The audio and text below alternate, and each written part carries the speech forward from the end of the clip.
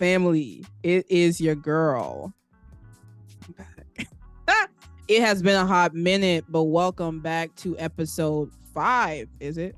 Yeah, 5 of This Ain't Your Ordinary podcast. I am your host, Sharissa, whatever you know me as. Like, what else would you know me as? Welcome, man. It's been a hot minute. I know. But how are y'all doing? How have y'all been? Check-ins. You know, we switched it up a bit. Switched up the set. You know, got a little different camera. Got, different mic stand, onto bigger and higher things, you know what I'm saying? How y'all doing, man? How y'all doing? It's been a hot minute. I hope y'all are well, man. I am just persevering. Just try to, you see the lessons too, man. I switched up on y'all. Let me stop.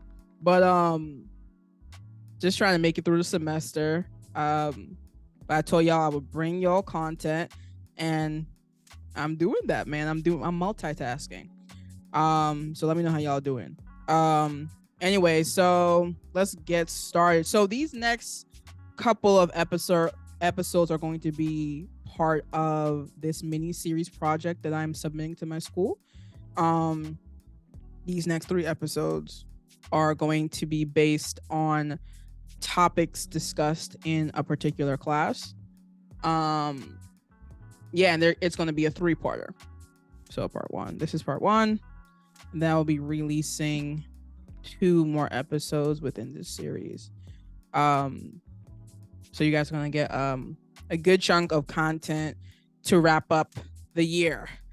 So let's get started, man. All right, so this mini series we're going to title Questions That Need Answers.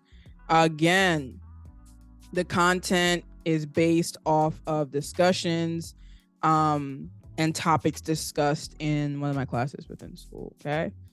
All right, let's go. I'm excited. This is be excited. All right, first question. Has the Holocaust garnered more sympathy as opposed to the historical plights of colored people? If so, why? Oof. All right, let's take deep breaths. You won't be canceled, and this is a safe space. You will not be canceled for your opinion. You will not. All right. This question right here stemmed from the just ongoing for the last month and a half of controversy after controversy surrounding opinions or commentary about the Jewish community. Okay. Has it? It absolutely has. In short, yes. Yes. Oh, man. I touched on this on the last episode, and, we're going to go a little bit deeper today. But if you look at the media attention alone, we're not even going deeper yet. We're not even going school curriculum. Just the media attention alone. The response to Kanye, to Kyrie, poor Dave Chappelle. The responses to these men, the outrage. I am like, few things can garner a united front like what we have seen in the past few months. And I want to look at Kanye particularly because he is someone who made comments about both communities. Kanye made comments about the Black community, and Kanye made comments about the Jewish community. Now, before I continue, I have to say this. I think I said it again. I'm going to say it again. I think I said before, I'm sorry, and I'm going to say it again. I am not saying what Kanye did was not wrong. What I am saying is I do not fully understand the impact of his tweet. And maybe it's on me to go and speak to someone in the Jewish community, someone more educated, someone closer to that community to provide me with understanding of how his tweet, I'm trying to look for the word, led to this, right? Because I know what he has said about the Black community. I'm just going to take probably the most infamous. Slavery was a choice. He said that. I'm gonna just say, I'm not gonna go, but he said that. There was no outrage. What do they call? Do they call slavery the America's greatest shame? I don't even know if America thinks of it as a shame. Keeping it real here, I don't know, but that happened. I apologize. This is on me. I didn't look up the years, but I don't know if that's when he was still with Nike or if he was with Adidas at that point. Regardless, still making money, right? Still not crossing any lines for anybody except the Black community, right? Or except, a few other people, but really the Black community. There was no outrage. There was no cancellation, right?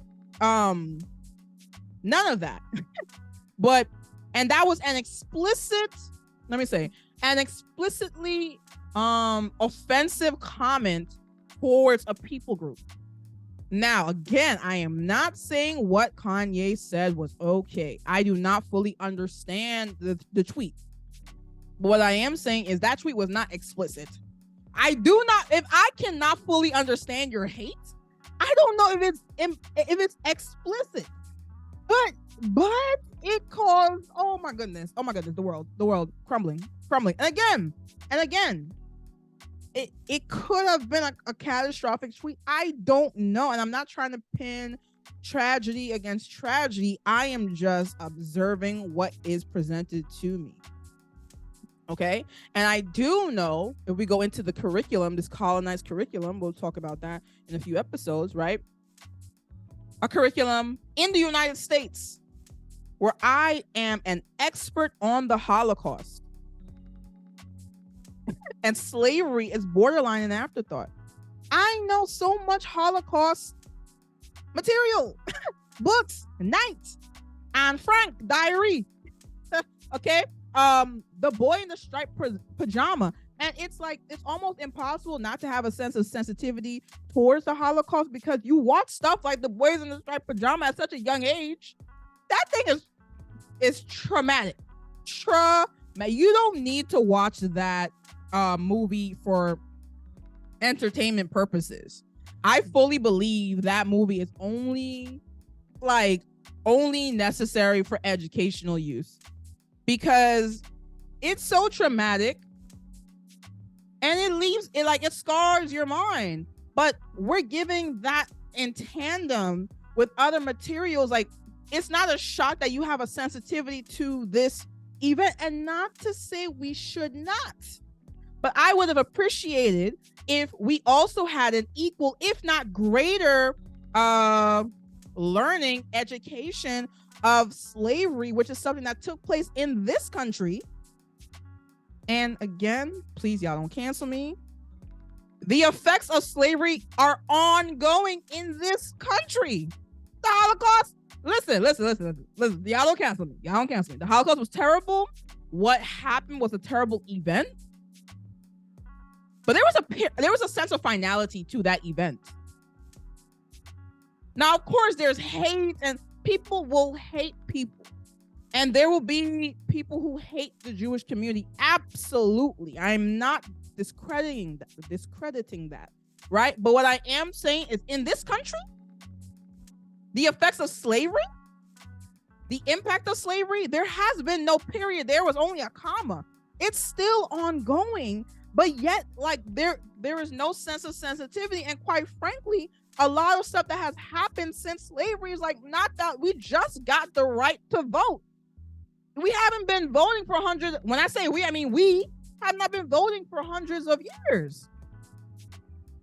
We're going to talk about this a little later too, and probably in the next episode. But we have not been integrated racially in schools for years. This is not something that happened so long ago that the effects are not felt. We are combating and fighting the effects of slavery today. It's all rooted, it all traces back to that. So why is there such a great sensitivity when speaking about the Jewish community and their tragedy as opposed to Black people?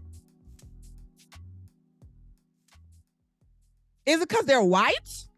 That's what it seems like to me. And again, I'm not discrediting or I'm not undermining or undervaluing their tragedy. It was truly something horrific, evil. Like, I don't know what else to say. But I do think once again, we put on a pedestal the white man's struggle and just throw away and throw to the side anyone else's struggle, anyone else's plight. And then if we bring this right back around to Kyrie, listen. I'm not gonna spend too much time on him, but what he did, he should not have posted the tweet. That's just me. I could post that tweet. Someone else could post that tweet. But if you post that tweet, you have to know that there are going to be ramifications. You have to know that your job and the people who follow you are going to hold you accountable. Now, if you're in a position where it does not matter, go for it. But it simply is what you should not have done. It is what it is. You should not have retweeted. He probably did not watch the whole movie. But the way this man was treated, the way they went about this, no one canceled Amazon. My Amazon shipments were coming in steady. No one said, let's boycott Amazon, who is promoting an anti-Semitic video or movie that is profiting off of this movie. Nope, not even discussion. Let's talk about and criticize someone who we are saying is not anti-Semitic. So what is it we're discussing really? We know he's not anti-Semitic. Interesting. Let's just pile on. And listen, his situation was a tough situation. And again, just highlighting the difference in, things taking place. There was not this much uproar in 2020 when George Floyd was murdered. There was not this much uproar with Breonna Taylor was wrongfully murdered. There was not. There was not. So I'm sorry, things were popping up. So it is disheartening to see, but again, I'm not surprised, especially in the US, we were conditioned to have a greater sensitivity to the white man's struggle. Again, I'm not saying people don't struggle. I'm not saying people groups don't struggle, but that's the reality of the matter. We push slavery aside, it happened so long ago and it's finished, it's done. The effects of it are non-existent. And we act like that in the US, as opposed to other countries like Germany, who's so apologetic, for the Holocaust. We kind of put it to the side. Anyway, that's my take on that. And the whole conversation with Kyrie kind of led me to thinking about Twitter. And what can you put on Twitter? Right? And leads us to your boy Elon, and we ain't gonna really talk much about everything he's doing up to now, but what we will talk about is the idea of free speech. Now, this is the next question, all right? Do we want free speech or do we want filtered speech? Y'all sick and tired of me.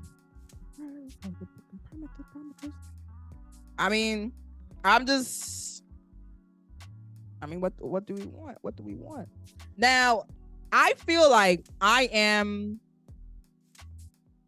use Twitter a lot, but I don't think I go into the dark places. I'm a specific social media user. I don't really go into rabbit holes or dark places unless it's with intention. I'm doing this for a specific reason. That's just the type of user I am, but I have seen some stuff. Now, this is before Elon. I have seen some crazy stuff.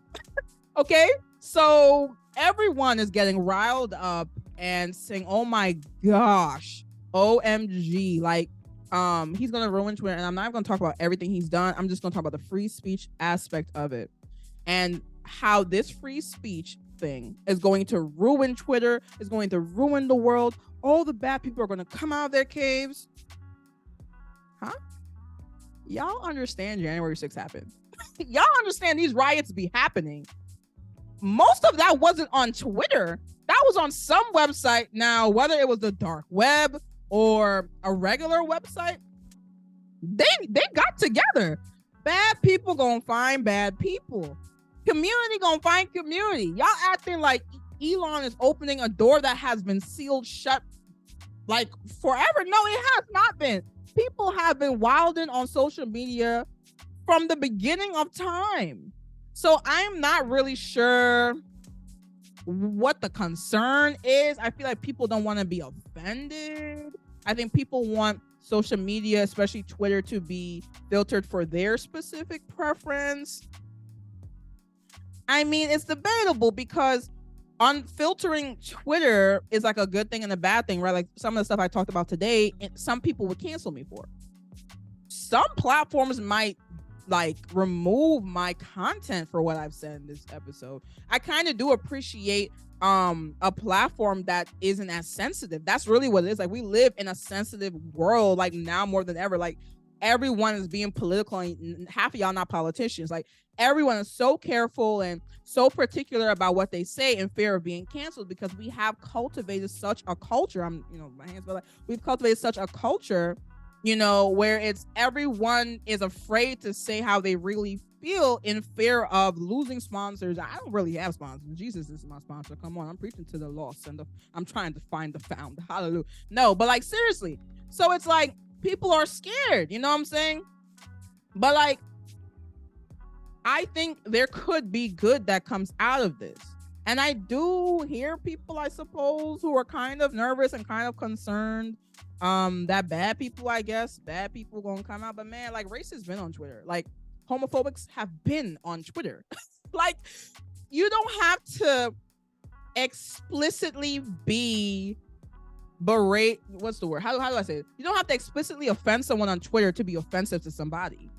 I mean, now people can explicitly come out and state, how they feel, but you could have read between the lines. So it's like, okay, now you're going to be explicitly racist. I knew you were racist the whole time. Like, you know what I mean? So it's not as though something new is really being presented to us. That's my opinion.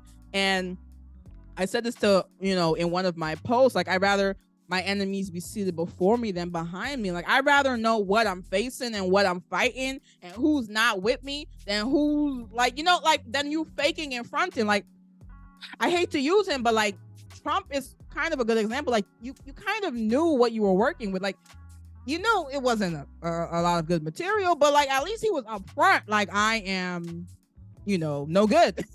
Like his intentions, you kind of knew. He kind of told on himself, like Thanos. Like Thanos came about. Thanos said, I am going to snap all y'all and only like 5 y'all for the remain. Okay. Like Thanos told you from jump what he was about. He didn't wait till the ending of the movie. He told you at the beginning his plan. Like I like enemies and villains like that. Like villains who are like upfront with their intentions. Like I can respect that kind of, like not really, but you know what I mean? Like that's easier to deal with than like the person who's like, oh, I'm with you, I support you, but like, you know what I mean? Like behind your back, like those are the people who are dangerous. You know what I'm saying? So me personally, I'm not really concerned about this. I mean, different people feel differently, obviously. Excuse me. But I really do think we're overthinking it. I really do think we're just really sensitive. Like there's no way about, like we're so used to having the ability to curate social media and have a sense of control. Like if we all comment under this person's post or we report this person's post, like it's gonna get removed. Like I think maybe is it the sense of losing control within Twitter, like the sense of we no longer have a say in what's said, and maybe there's a good to that. Maybe It's okay to not be in control of everything. Maybe it's okay to be a little offended. I'm not saying obviously racist and homophobic, should exist. Of course not. Like, you shouldn't feel that way. You shouldn't think that way, but people do. Like, I'm not in support of those people, but like, we've all seen them on social media. So that was the filtered version. Like, do you think the unfiltered version will be that significantly different? Like, we know the KKK exists. So now if the KKK was to go and tweet like, oh, something offensive, are we gonna be like, oh, yeah? Well, we wouldn't. Probably only the Black community would be in uproar, right? Because that's how we move. Anyway, but you know what I mean. The Black community would be like, oh no, like none of us are gonna be surprised. Like, y'all have been around from how long? Like, we know y'all don't like Black people. Like, this is not a surprise. You know what I'm saying? So that's how I view it. I think maybe take advantage of this. Desensitize yourself and stop, being afraid to have uncomfortable conversations and fear of being canceled. That's my look on it. So that's pretty much it. So anyways, this is part 1 of questions that need answered. Short episode. Look, I'm treating y'all short because I know last episode was so long, right? Short episode. I hope you guys enjoy. Thank you so much for hanging with your girl. Listen, like, comment, subscribe, all that shit if you'd like to. Love having conversations with you guys. Part 2 is coming. It should be out next week. See you soon. Peace.